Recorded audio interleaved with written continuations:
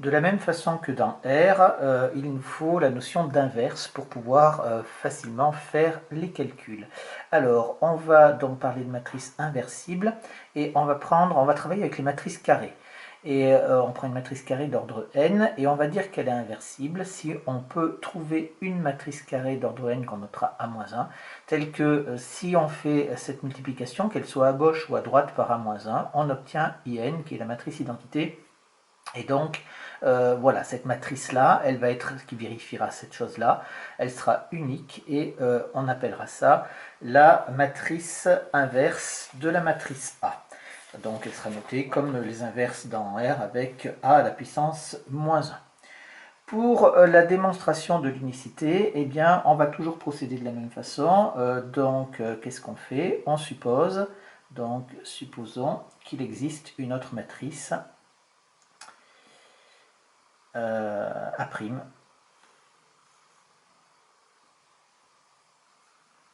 tel que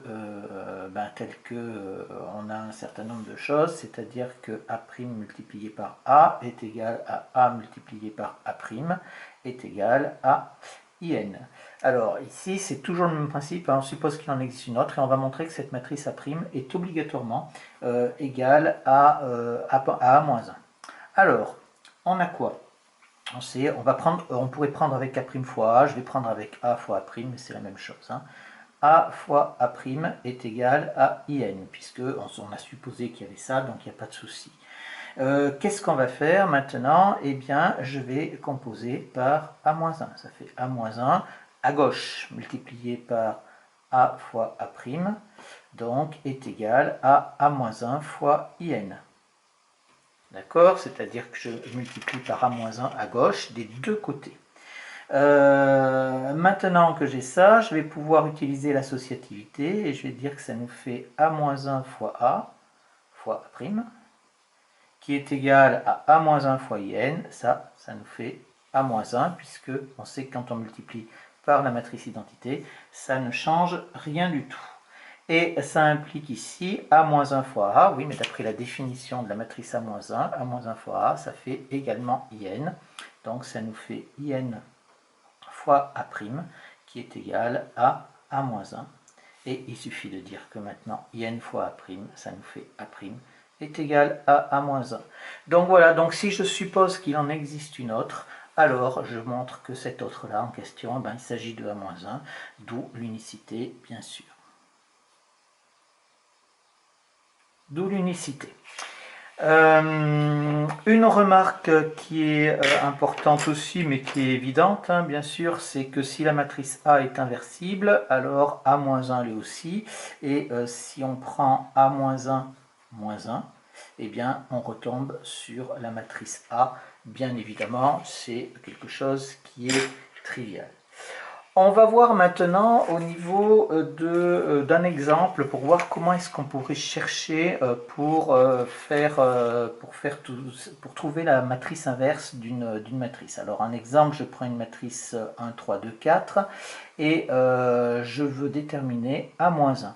Donc qu'est-ce que je vais faire? Je vais dire donc que je cherche une matrice qui s'écrit comme ça ABCD, telle que si je prends ma matrice donc 1, 3, 2, 4 multiplié par ma matrice ABCD, et bien ça doit être égal à la matrice identité, c'est-à-dire 1, 0, 0, 1, avec des 1 sur la diagonale et des 0 partout ailleurs.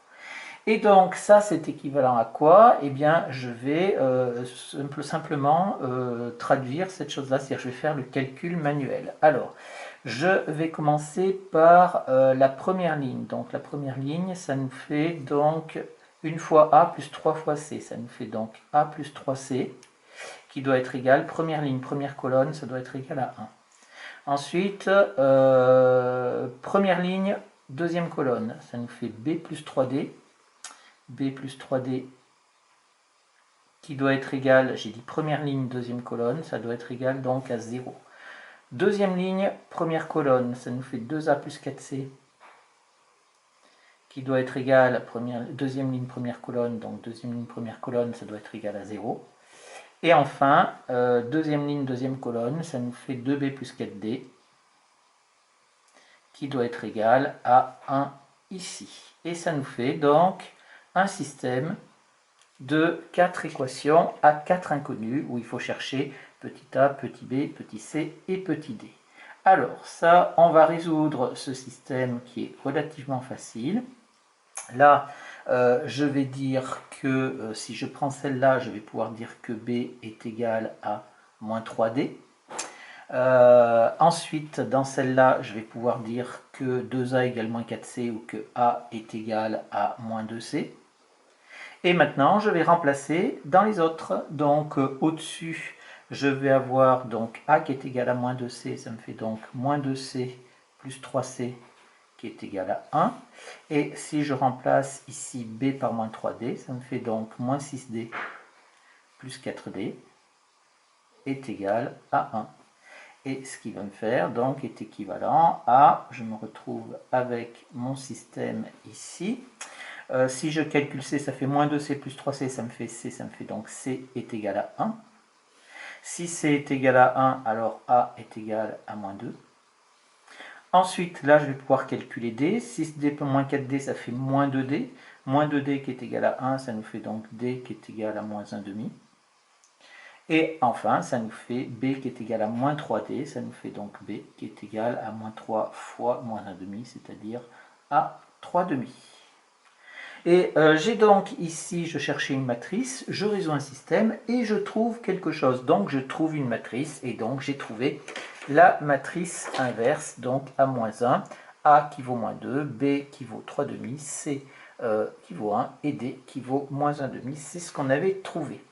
Alors une remarque, c'est que ici, quand elle est inversible, et qu'on trouve une matrice B, c'est ce qu'on a fait dans l'exercice au-dessus, alors on va avoir un certain nombre de choses que l'on va pouvoir écrire ici.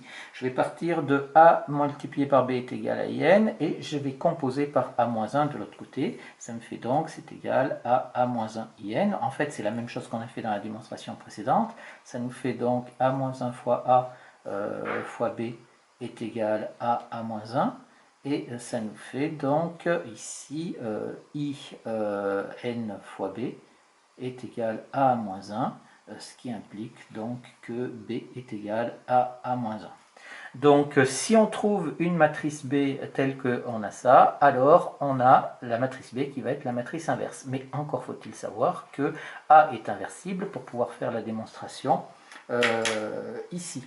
Donc je vais dire donc ici, ça veut dire donc que B est égal à A-1 pour terminer la propriété.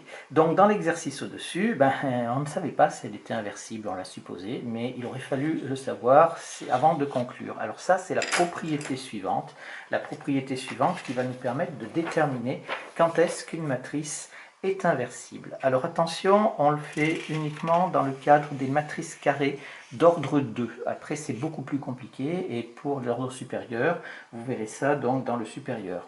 Ou si vous avez à l'utiliser en terminale, vous utiliserez les calculatrices pour voir si la calculatrice vous calcule à -1 ou pas. La seule chose qu'on peut vous demander manuellement, c'est pour une matrice carrée d'ordre 2. Donc je prends une matrice carrée d'ordre 2 comme ça, A, B, C, D. Je me suis trompé dans les ici. A, B, C et D ici, le C est là. Et je vais dire donc que A est inversible si et seulement si AD moins BC est différent de 0. Au passage, vous remarquez ici que si vous faites AD moins BC, eh bien, vous voyez, vous faites AD moins BC, on retrouve ici la notion du déterminant que vous aviez vu en classe de seconde pour deux vecteurs. Et donc, c'est naturellement que ce réel AD moins BC, on appelle ça le déterminant de la matrice A, et on le note delta. Attention, ça n'a rien à voir avec un discriminant, ne mélangez pas tout. Et si ce delta est différent de 0, alors on pourra inverser la matrice et on l'obtiendra comme ça. Donc le A et le D sont échangés et le B et le C sont conservés mais sont multipliés par -1. Cette notion de déterminant ici, qui est valable pour la matrice d'ordre 2, sera étendue dans le supérieur aux matrices d'ordre supérieur, mais ça sera très compliqué. Là, au niveau d'ordre 2, c'est facile parce que vous l'avez vu avec la collinéarité de vecteurs, mais ça reste très compliqué. Alors, on va faire la démonstration qui est très technique sur la résolution de systèmes d'équations. Donc, qu'est-ce qu'on fait? On va chercher une matrice, donc A', B', C', D', telle que si je les multiplie, j'obtiens la matrice identité. Alors, on va traduire donc toujours pareil. Là, je vais faire donc la première ligne par la première colonne. Donc, je vais obtenir ici A' plus BC' qui doit être égal à 1.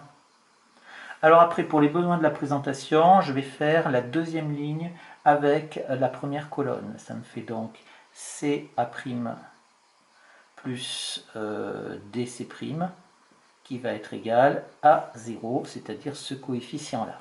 Maintenant, qu'est-ce que je vais faire? Je vais faire la première ligne avec la deuxième colonne. Pourquoi est-ce que je fais ça? Parce que je vais séparer les inconnus, donc A' et C' d'un côté, B' et D' de l'autre, et vous allez voir ce qu'on va obtenir, ce sera quelque chose de plus pratique. Donc en faisant première ligne, deuxième colonne, j'obtiens donc AB' plus BD' est égal à 0, et la dernière, c'est la deuxième ligne avec la deuxième colonne, ça nous fait donc CB' plus DD'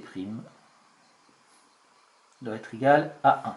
J'ai donc ici un système de 4 équations à 4 inconnus, mais on reconnaît à l'intérieur là, j'ai un système de 2 équations à 2 inconnus qui va être là, et j'ai un autre système de 2 équations à 2 inconnus qui va être ici, puisque je rappelle que les inconnus c'est A' et C', B' et D'. Donc voilà, on va résoudre ce système par combinaison linéaire. Donc qu'est-ce que je vais faire ici? Eh bien, je vais prendre, pour éliminer ces primes, je vais prendre les coefficients D et B. Donc je vais multiplier par D ici, et là je vais multiplier par B. Si je fais ça, et bien entendu je vais avoir DBC' et ici DBC'. En les ajoutant, je veux obtenir 0, donc je vais multiplier par moins B ici, je vais rajouter un moins ici. Et pareil, après, si je veux supprimer les A', il faut que je multiplie que je croise les coefficients de A', donc A et C. Donc je vais multiplier ici par C, ici je vais multiplier par A, et je vais, pour équilibrer, je vais mettre un moins à cet endroit-là. J'aurais pu le mettre en dessous au moins 1. Ça va nous faire donc, est équivalent ici, si je fais ma ligne, alors je vais le faire en bleu. En bleu, bien entendu, ici les C' vont disparaître, donc il va me rester plus que les A'. Alors dans la première ligne, j'ai quoi? J'ai donc ADA'. DA', j'en ai AD. Dans la deuxième ligne, alors je vais mettre ici A' comme ça, et je vais mettre un facteur. Donc dans la première ligne, j'en ai AD, et dans la deuxième ligne, je vais en avoir moins BC. A' qui va être égal à quoi? Eh bien, D fois 1 moins B fois 0, ça va nous faire donc est égal à D. Si je fais maintenant ma multiplication en rose ici, cette fois-ci c'est les A' qui vont disparaître, et il va me rester que des C'. Donc je vais avoir C' ici, facteur de quoi? Eh bien si je prends dans la deuxième, je vais avoir A fois D, c'est-à-dire j'en ai AD ici aussi. Et dans la première, j'ai B fois moins C, c'est-à-dire moins BC. Et je retrouve en fait le même coefficient ici. Et ça doit être égal donc à moins C. Voilà, la combinaison linéaire. Alors maintenant que j'ai fait ici, je peux faire en dessous. Là, je vais multiplier, je vais utiliser le même principe. Hein. Je vais multiplier par D aussi et par moins B. De la même façon, ici, pour supprimer les D'. Et après, je multiplierai ici par moins C. Et ici, je multiplierai par A pour obtenir la même chose. Ici, c'est un C1. Donc maintenant, je fais exactement le même raisonnement que j'avais au-dessus. Si je fais ce qui est écrit en orange ici, je vais obtenir de la même façon AD moins BC, facteur de B', qui va être égal à moins B. Et en marron, ici, je vais obtenir AD moins BC, facteur de D', qui va être égal AA. Et voilà donc mon système que j'obtiens ici avec mes 4 inconnus. Donc on se retrouve avec AD moins BC. J'ai toutes mes inconnues ici qui sont calculées en fonction des autres. Donc maintenant je vais pouvoir dire que ça c'est delta, hein, ça c'est équivalent. Je pourrais dire que c'est delta A' est égal à D. Ici je vais avoir delta C' est égal à moins C, et je vais avoir delta B' est égal à moins B, et delta D' qui est égal à A. Et donc maintenant, si je veux calculer A', B', C' et D', il faut que j'examine si delta est négatif et différent de 0 ou pas. Alors si delta est différent de 0, alors si delta est différent de 0, qu'est-ce qu'on va obtenir? Eh bien on va obtenir, eh bien je vais pouvoir diviser par delta, je vais pouvoir dire que A' est égal à D sur delta, C' pardon, va être égal à moins C sur delta, je vais avoir B' qui va être égal à moins B sur delta, et je vais enfin avoir D' qui va être égal à A sur delta. Et ça, c'est donc le résultat que l'on voulait, puisque on voulait bien avoir 1 sur delta.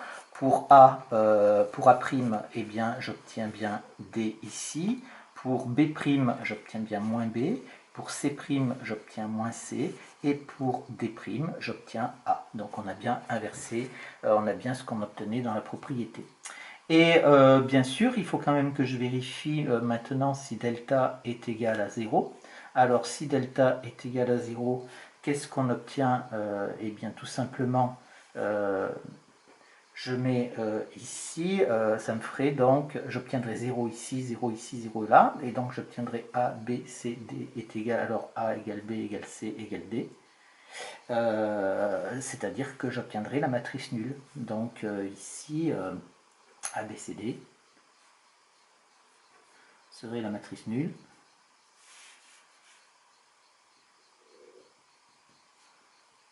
Qui n'est pas inversible. Donc si elle n'est pas inversible, voilà, on a donc notre propriété ici, donc le système n'a pas de solution. Donc le système n'aurait pas de solution. Et il n'y aurait pas donc de matrice inverse. Donc voilà la démonstration générale pour ce calcul. Bien entendu, j'ai fait ici la même chose que j'ai fait dans l'exemple.